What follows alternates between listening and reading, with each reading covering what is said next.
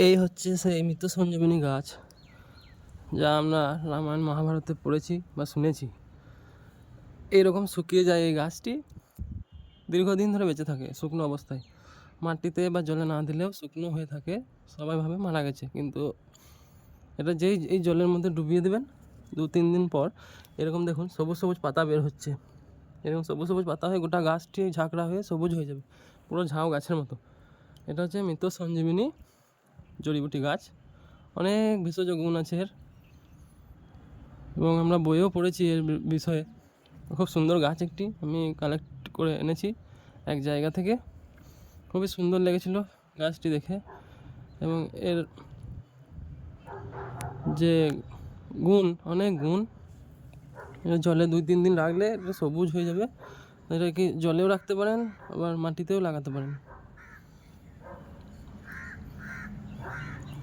ধন্যবাদ সবাইকে।